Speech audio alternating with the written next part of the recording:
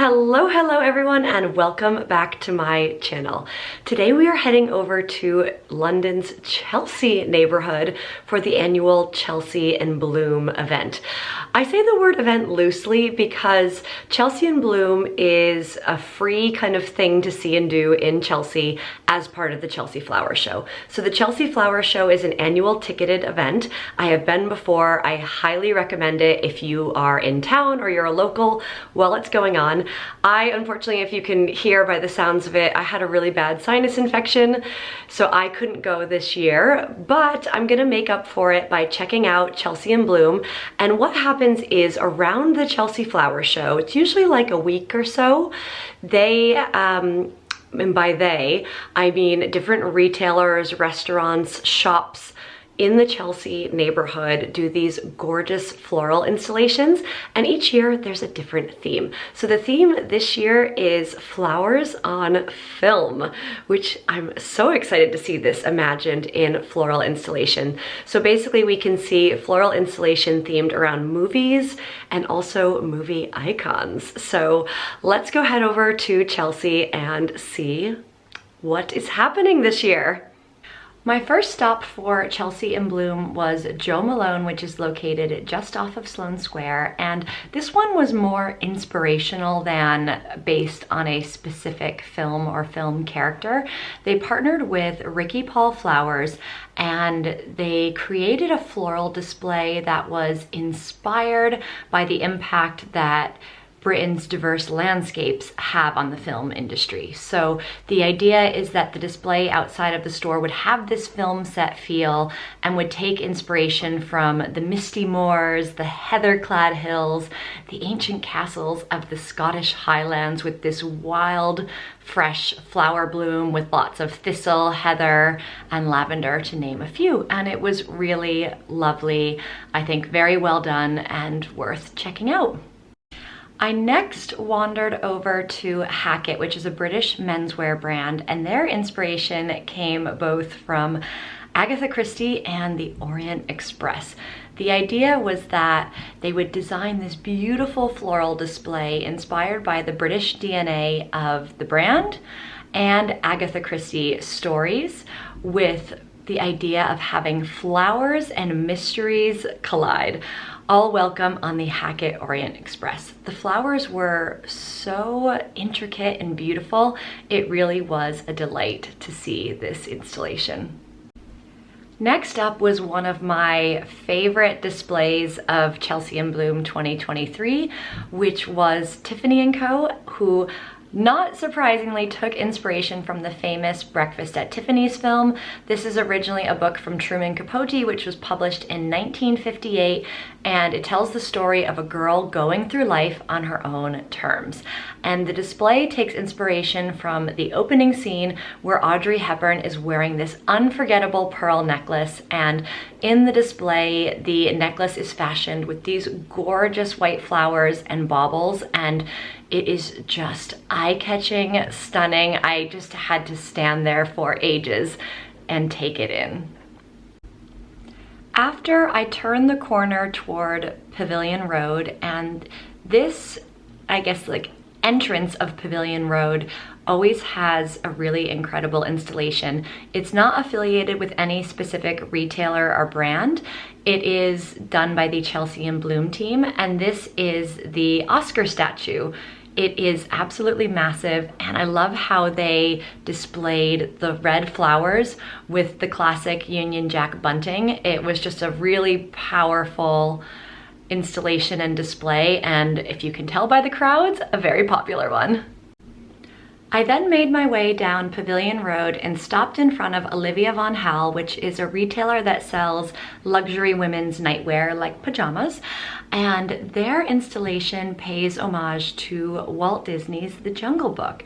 And specifically, they wanted to take inspiration of the fabled route of the Eastern and Oriental Express as it winds through Singapore, Malaysia, and Thailand, as well as Raffles Hotel in Singapore, because apparently famous Hollywood luminaries like Elizabeth Taylor and the book's original author, Rudyard Kipling, used to hang out there. Next up, I went to stop by Poetry, which is a sustainable women's clothing brand, and they took that brand ethos into their display. The inspiration came from the film WALL-E, but they challenged themselves to use only eco-friendly and recycled materials for the display, and they wanted to do this to symbolize growth and renewal, and the idea of inspiring people to reduce waste, support the circular economy, and find joy in a sustainable future. What a really wonderful meaning behind the display. Just next door to Poetry was Kiki McDonough, which is a jewelry brand, and this brand also took inspiration from Disney's The Jungle Book. And the idea is that it's one of Disney's most joyful films, and they wanted to translate joy into their installation. They took the characters Baloo and Shere Khan and brought them to life with thousands of flowers, and the idea was to deliver a playful, signature sense of humor to the windows. I guess this is a theme they try to do each year. And they also wanted to symbolize the start of the glorious British summer season. I really loved this one, and this one was also such a crowd favorite. After, I wandered over into the Duke of York Square in Chelsea and made a beeline for Polpo. Polpo is a Venetian small plates restaurant, and in Italian the word polpo means octopus. So as you can imagine, each year the team at Polpo always tries to incorporate their iconic octopus into their displays, and this year they did it with taking inspiration from Wes Anderson's film The Life Aquatic. And I just kept thinking Yellow Submarine when I saw this, but it was really wonderful and whimsical, and the designers wanted to bring this dreamlike quality to the display, which is synonymous with Wes Anderson films. And you apparently can also take a step inside the submarine and have your photo taken through the portholes, which is really cool to have it be interactive as well. Next up, I continued into the heart of Duke of York Square, and this is another one put on by the Chelsea and Bloom team, and it was inspired by The Lion King. I mean, it literally looks like the circle of life personified, and when you come in, I mean, the crowds around this were just incredible. So I hope that you can see it okay on the film, but just the level of intricacy and detail in all of the animals, and kind of the blooms and like the, I don't know what they're called, but they're ferns or like the wheatgrass that was around the animals was just incredible.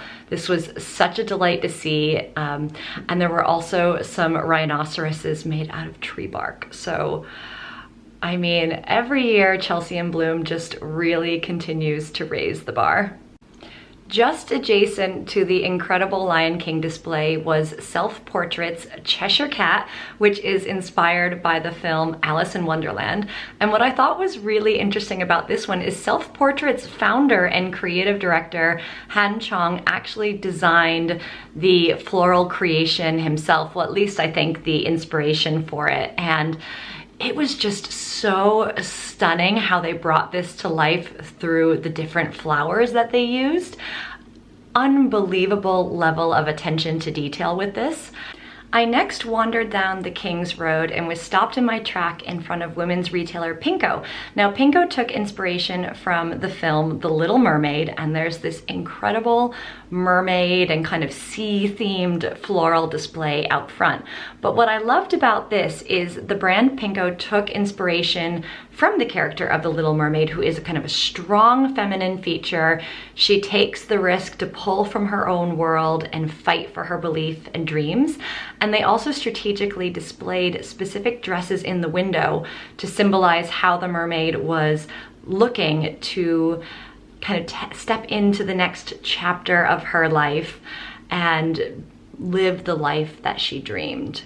Apparently in fabulous dresses, as you do. Another display that stopped me in my tracks was the sushi restaurant Sticks and Sushi, who took inspiration from The Last Samurai with this super dramatic samurai installation, which comprised of over 5,000 stems of dried and fresh flowers. Incredible incredible. Really well done. I also always make a point to travel very far down the King's Road to the Ivy Chelsea Garden. Now, if you're ever in London, this is a great restaurant to go to. The Ivy Chelsea Garden is slightly more posh than some of the other Ivies, and they always have gorgeous floral displays on year-round. But for Chelsea in Bloom, they just take it to the next level. And this year, the theme was Wind in the Willows, and the inspiration was to join Mr. Toad and Badger among the flowers and the wisteria. It was just done in such a lovely manner, super whimsical, just so many layers of detail to enjoy. A big applause to the team at the Ivy. You always knock it out of the park. Now, just across from the Ivy Chelsea Garden is the famous BAFTA mask. And this was also one put on by the Chelsea in Bloom team. This one was also really eye-catching for obvious reasons. You have the gold mask, but also surrounded by this stunning floral display. It was also one to definitely take in and savor, and it was wonderful to see some of the awards that also celebrate the films featured in the art installations also being celebrated as well. So that concludes my 2023 Chelsea in Bloom tour. I really hope you enjoyed it. Now, if you're planning a trip to London, and specifically to the Chelsea Flower Show, they have actually already announced the dates for 2024. It's going to be May 21st through 25th. And as I mentioned to you, all of the kind of retail floral installations that I showed today are completely free to go and enjoy, whereas Chelsea Flower Show itself is a ticketed event. However, I have been in the past and I absolutely recommend it. If you love flowers and gardening, it is a must attend in kind of the London summer season.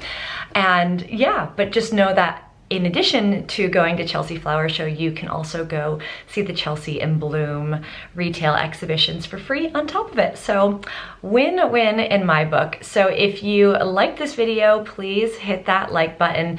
Really helps my channel. Leave a comment down below. What were your favorite installations for this year's Chelsea in Bloom? I would love to hear your feedback. And also, were there any that I missed that I should have seen? Because can't get to everything every year.